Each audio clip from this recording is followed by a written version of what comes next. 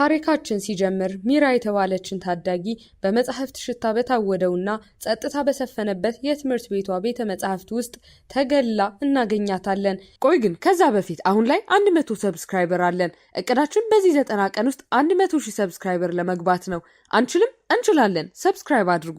ከዚህ የሰላም ማዕድ ስትወጣ ግን የሚጠብቃት የክፍሏ ጫጫታና ግርግር የብቸኝነቷን ጥልቀት የበለጠ ያሳያል። ከክፍሉ የኋለኛ ወንበር ላይ ተቀምጣ በሳቅና በጨዋታ የሚንጫጩትን እኩዮቿን በዝምታ ስትመለከት ይህ የብቸኝነቷ ጥግ ከምንጩ እንደሚቀዳ ትረዳለች። ይኸውም ስለ ሰካራም አባቷና ከፖሊስ ጋር ስላለው ችግር የተነዛው ክፉ ወሬ የክፍሏ ልጆች ሆን ብለው እንዲርቋትና እንዲያገሏት ያደርጋል። በአንድ የስፖርት ክፍለ ጊዜ ደግሞ የብቸኝነቷ ቁስል ይበልጥ የሚመረቀዝበት አጋጣሚ ሲፈጠር ለመጀመሪያ ጊዜ ያጋጠማትን የወር አበባ ሁኔታ እኩዮቿ እሷን መሳለቂያና ማላገጫ ለማድረግ ይጠቀሙበታል። ይህ የተገለለችበትን ህመም ይበልጥ ያከብድባታል። በሀፍረት አንገቷን ደፍታ ወደ ክፍሏ ስትመለስ አብዛኞቹ በሹክሹክታ ሲጠቃቀሱባት ይህ ሁሉ መገለልና የጓደኛ እጦት ቢያንገበግባትም ሚራ በራሷ መንገድ ጠንካራ ለመሆን ትወስናለች። መጽናኛዋንም ሙሉ በሙሉ የምትፈጥራቸው ታሪኮች ውስጥ ራሷን በመደበቅ ታገኛለች። በካሜራ ላይ በሚደርሰው ይህ ግልጽ ጉልበተኝነት ለክፍል ኃላፊው መምህር የተሰወረ ባይሆንም እርሳቸው ግን ሁኔታውን እያወቁ ይህንን ለማስቆም ምንም አይነት እርምጃ ከመውሰድ ይቆጠባሉ። በቃ እኔ ምን አገባኝ አይነት አቋም ይዘዋል። አስተማሪ አይደሉም እንዴ? ለማንኛውም ይህ ደግሞ በትምህርት ቤቷ ውስጥ የምታገኘው ድጋፍ እንደሌለ ያመላክታል። ከዚህ ሲብስ ደግሞ ከትምህርት ሰዓት በኋላ የሚጠብቃት የቤቷ ህይወት የባሰ ቅዥት ይሆንባታል። በተለይም አባቷ በስካር መንፈስ ወደ ቤት ሲገባ የእርምጃውን ድምፅ በሰማች ቅጽበት ትንፋሿን ውጣ በአቅራቢያዋ ወዳለው ቁም ሳጥን ውስጥ ትገባለች። በዚያች ጠባብና ጨለማ ቦታ ውስጥም ተሸሽጋ የአባቷን የቁጣና የስካር ድምፅ እስኪርቅ ድረስ በጭንቀትና በፍርሃት ትጠባበቃለች። በቤተ መጽሐፍት ውስጥ የሚሰማት የቤተሰባዊነት ስሜት ከጊዜ ወደ ጊዜ እየጠነከረ ሲመጣ ይህ ስፍራ ለእርሷ ከማንበቢያነት ባለፈ ወደ ብቸኛ መጠጊያነቷ ይሸጋገራል። በዚህ ምክንያት ብቻዋን በምትሆንበት ዕለት ወደ ቤተ መጻሕፍት ከተመለሰች በኋላ ፈጣን ኑድል አዘጋጅታ በጀርባው ክፍል ውስጥ ብርድ ልብሷን እንደ አልጋ በመጠቀም ከእውነተኛው ዓለም ጭንቀት ሸሽታ ወደ ጥልቅ እንቅልፍ ታመራለች። ምንም ባይመችም ቢያንስ ሰላም አለው። ከሰካራም አባት ጩኸት ይሻላል። ለማንኛውም የመጽሐፍ ተሰጥኦዋ ጊዜ ማሳለፊያ ብቻ ሳይሆን ውስጧን የምትገልጽበትና ከእውነታው የምታመልጥበት ዋነኛ መንገዷ በመሆኑ በነፃነት የመጻፍና የማለም ዕድል የምታገኝበት ብቸኛ ስፍራዋም ይኸው ይሆናል። ገና የአንደኛ ደረጃ ተማሪ እያለች በከተማ ደረጃ የጽሑፍ ውድድር ማሸነፏ ለዚህ ሕያው ማረጋገጫ ሲሆን ከዚህ የፈጠራ ዓለም በተጨማሪ የኦንላይን ጨዋታዎችን በመጫወት ሌላ የማምለጫ በር ትከፍታለች። በዚህ የኦንላይን ዓለም ውስጥ የምታሳልፈው ጊዜ አስደሳች ብቻ ሳይሆን ብቸኝነቷን የምትጋራበት ሚስጥራዊ መጠጊያዋም ነበር።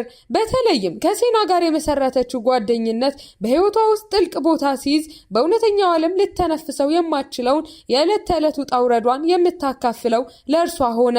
ምንም እንኳን በአካል ተገናኝተው ባያውቁም በትምህርት ቤት ስለሚደርስባት ጥቃትና ሌሎች ስሜቶቿን ያለ ፍርድ የሚያዳምጥ ጓደኛ በማግኘቷ በስሜት ደረጃ ከማንም በላይ የምትቀርባት የልብ ጓደኛዋ ሆነች። አንድ ቀን በትምህርት ቤት ጉልበተኞች ሊተነኩሷት ሲሞክሩ ይህ ምናባዊ ያልሆነ እውነታ በድንገት ተለወጠ። የክፍል ተጠሪ የሆነችው ሀብ ባልተጠበቀ ሁኔታ ከመካከላቸው ገብታ ሚራን ከሁኔታው ለማዳን እጇን ይዛ ወደ መጸዳጃ ቤት ወሰደቻት። ይህ ብቻ ሳይሆን በኋላ ወደ ቤተ መጻሕፍት ወጥታ ሚራ ባነጠፈችው ብርድ ልብስ ላይ አብራት ስትቀመጥ ሀብ ጓደኛዋ መሆን እንደምትፈልግ ገለጸችላት።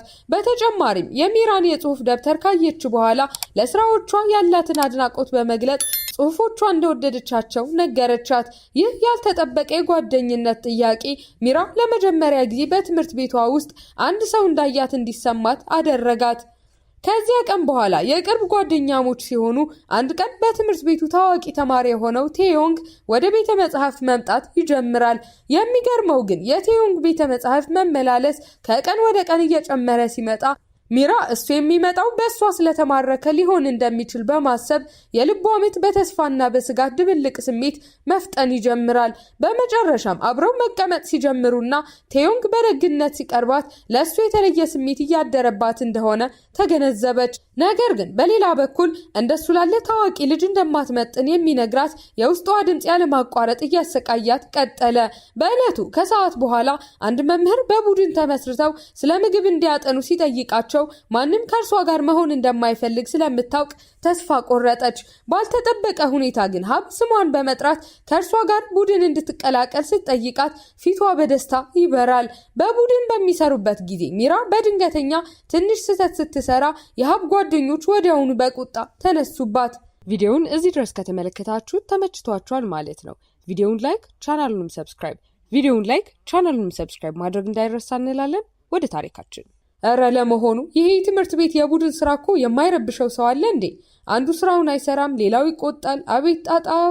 ለማንኛውም ሁኔታውም ከቁጣ ባለፈ የንቀትና የማንቋሸሽ ቃላትን አዘነቡባት። ያ መጥፎ ገጠመኝ በቂ እንዳልነበር በማግስቱ ተማሪዎች ስለ ሚራና ቴዮንግ ግንኙነት መንሾካሾክ ሲጀምሩ ከዚህ በፊት የነበራት ስጋት እውን ሆነ። እሷ እንደ ቴዮንግ ባለ ታዋቂ ልጅ አጠገብ መሆን እንደማይገባት በግልጽ ሲናገሩና ሲሳለቁባት ስትሰማ ከቴዮንግ ጋር ለመቅረብ እንደማትበቃ የሚነግራት የውስጧ ድምፅ አሁን በዙሪያዋ ባሉ ተማሪዎች አንደበት እያስተጋባ ሐሳቧን አጸናላት። ከዚያም ለቴዮንግ ያላት ስሜት ከውስጧ እንዲጠፋ እየተመኘች እሱን ለማስወገድ መሞከር ትጀምራለች። ነገር ግን በልቧ ውስጥ የተቀጣጠለው ስሜት በቀላሉ የሚጠፋ እሳት አልነበረም። ሚራ ቴዮንግን ለማስወገድ በሞከረች ቁጥር ለእሱ ያላት ስሜት እንደማይታዘዝ እሳት እየተስፋፋና እየጠነከረ ሄደ እንጂ ቅንጣት ታህል እንኳን አልቀነሰም። በልቧ ውስጥ የሚዋዥቀው ይህ ስሜት እረፍት ሲነሳት ከትምህርት ቤት በኋላ ብቻዋን ለመሆን ወደ ፓርኩ ታመራለች። እዚያም በነፃ እቀፉኝ የሚል ሰሌዳ አንግቦ እጆቹን ወደ ዘረጋው ትልቅ የአሻንጉሊት ልብስ የለበሰ ቀልደኛ እቅፍ ውስጥ ገባች። ሚራ ግን አንድ ነገር አላወቀችም ነበር።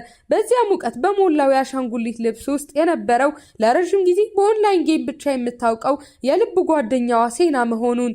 ሁለቱም ከፓርኩ ወንበሮች በአንዱ ላይ ከተቀመጡ በኋላ ሚራ ያለምንም ማመንታት ያደባትን ግራ መጋባትና የድብርት ስሜቷን ስታጋራው አንድ ሰው ሌላውን ለመውደድ ብቁ መሆኑ ማሰብ ይኖርበታልን የሚል ጥያቄ ታነሳለች። ሴናም ባልተጠበቀ ሁኔታ የጓደኛዋን ልብ ለመጠገን እንደመጣች ሰው ሁሉም የመውደድና የመወደድ ተፈጥሯዊ መብት እንዳለው በመንገድ ከምትወደው ሰው ጋር መቅረብ እንዳለባት ስትመክራት ይህ ምክሯ ለተሰበረው የሚራ ልብ እንደ ፈዋሽ መድኃኒት ያገለግላታል። በዚህ አዲስ የብርታት ስሜት ተሞልታ ወደ ቤተ መጻሕፍት በማምራት ለቴዮንግ ስጦታ ለመስጠት ያላትን እቅድ ለሀብ ታጋራታለች። ብዙም ሳይቆይ ቴዮንግ ወደ ቤተ መጻሕፍቱ ሲገባ ሚራ ልቧ በፍጥነት እየመታ ወደሱ በመጠጋት ያዘጋጀችለትን ትንሽዬ የቁልፍ መስቀያ ስጦታ ታበረክትለታለች። ቴዮንግን በዚህ ያልጠበቀው ስጦታ ከልቡ የተደሰተ ይመስላል።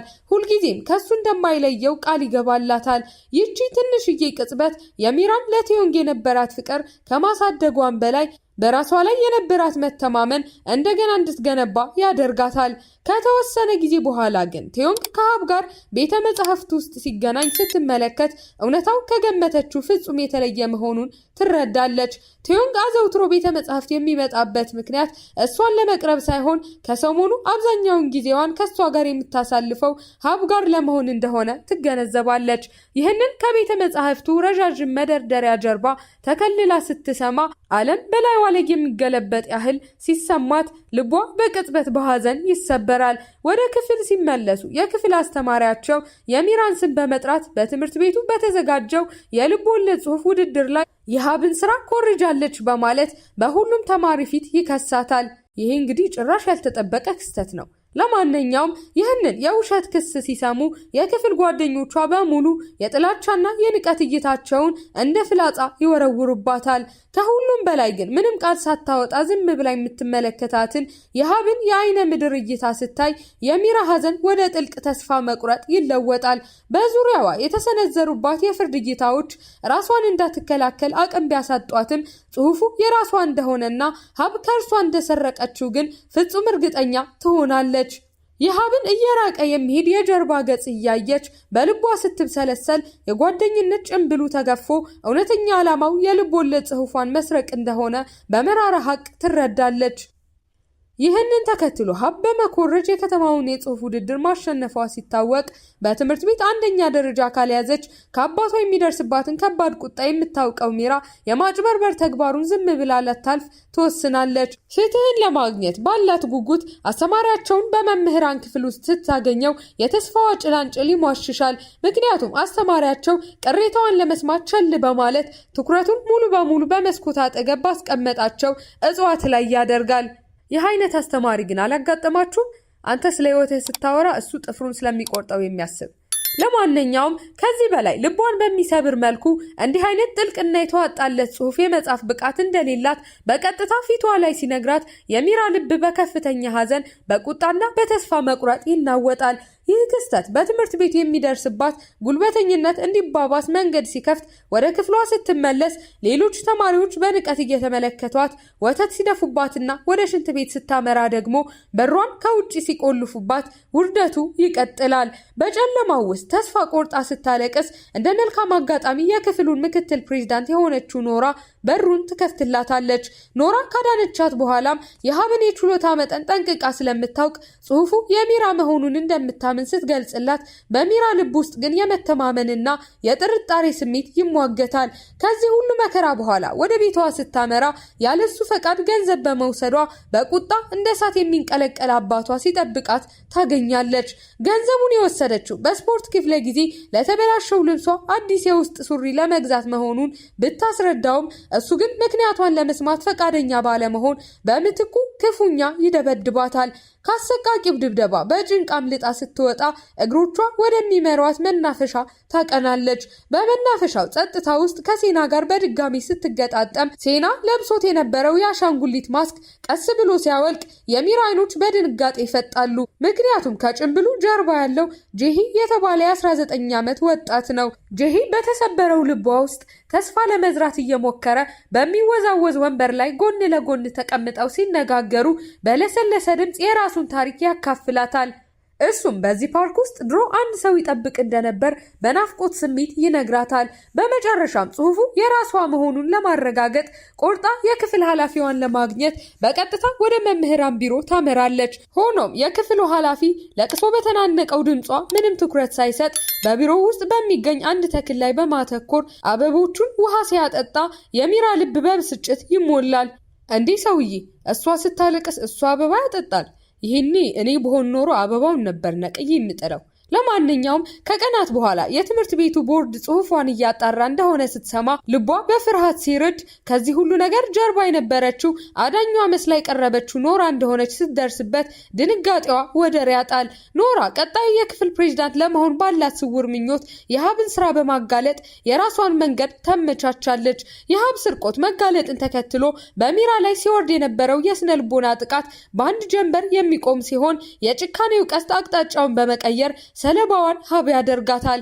በሚራ ልብ ውስጥ ግን የደስታ ስሜት ቦታ የለውም። ይልቁንም በሀብ ቦታ ሆና መሰቃየት ምን እንደሚመስል ጠንቅቃ ስለምታውቅና ኖራ በዚህ ሁሉ ሂደት ውስጥ እጇ እንዳለበት በመረዳቷ ለቀድሞ ተንኮለኛዋ ጥልቅ የሆነ ሀዘንና እዝነት ይሰማታል። ወደ ክፍል ስትገባ ሀብ በጓደኞቿ ተከባ ስትሰቃይ ብትመለከትም የኖራ ጣልቃ ከገባሽ እንደ በፊቱ የጥቃቱ ሰለባ ትሆኛለሽ የሚል የሹክሹክታ ማስፈራሪያ የሀብን ስቃይ በዝምታ እንድትመለከት ልቧ በሐዘን እየደማ ያስገድዳታል። ይህ ሁሉ ክስተት ካለፈ በኋላ የሚራ የትምህርት ቤት ህይወት መሻሻል ሲጀምር ከትምህርት መልስ ከጂሂ ጋር በመገናኘት አብረው ወደ መጫወቻ ስፍራ ያመራሉ። እዚያም ህይወቷ አሁን ምን ያክል አስደሳች እንደሆነና በተሻለ መልኩ ለመኖር እንደቆረጠች ስትነግረው ከእርሱ ጋር መሆኗ ደግሞ የበለጠ ደስተኛ እንደሚያደርጋት ትገልጽለታለች። በመጫወቻ ስፍራውም የተለያዩ ጨዋታዎችን እየሞከሩ በደስታ ሲሳሳቁ በውስጧ የሚፈነዳው የሐሴት ስሜት ቃላትን እንኳን ከአንደበቷ ሰልቦ የማውጣት ኃይል ያጣል። ከዕለታት አንድ ቀን ፓርክ ውስጥ ጄሂ ከድሮ ህይወት የሚያውቀውንና የቀልደኛ አሻንጉሊት ልብስ የለበሰን ሰው በትዕግስት ሲጠባበቅ ሚራ ከጎኑ ሆና በጸጥታ ትጠብቃለች። ብዙም ሳይቆይ ግለሰቡ ሲመጣ እሱም ከጄሂ ጋር እኩያ የሆነና የድሮ የትምህርት ቤት ጓደኛው የነበረ ታዳጊ ወጣት እንደሆነ ይታወቃል። ጄሂ ይህንን ጓደኛውን በጽናት የሚፈልገው በትምህርት ቤት ቆይታው ጓደኞቹን እስከ መጉዳት ጉዳት የሚያደርስ ከፋፋይና አጥፊ ተግባር ይፈጽም የነበረውን የጥፋተኝነት ስሜት ከላዩ ላይ አራግፎ ከልቡ ይቅርታን ለመጠየቅ ስለሚቆርጥ ነው። ነገር ግን የጄሂ ልመና ከጓደኛው ዘንድ ተቀባይነትን አላገኘም።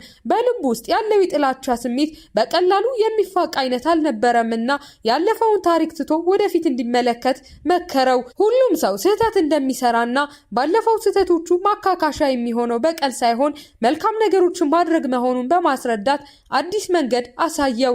ጄሂ ሲመኘው የነበረውን ይቅርታ ባያገኝም በጓደኛው ምክር ውስጥ የተወሰነ እፎይታና አዲስ አቅጣጫ ስላገኘ በምስጋና ስሜት ይሞላል። ይህም ለጄሂ የቆየውን የጥበቃ ምዕራፍ በመዝጋት አዲስ በር ከፈተለት። ከእንግዲህ በፓርክ ውስጥ መጠበቅ እንደማያስፈልገው በመረዳት ከሚራ ጋር ለመሰነባበት ተገናኘ። አዲስ ህይወት ለመጀመር ዝግጁ መሆኑን ሲነግራትም ሚራ ላዩን በደስታ ፈገግ ብትልም ውስጧ ግን በከባድ የሀዘን ስሜት ተሰበረ።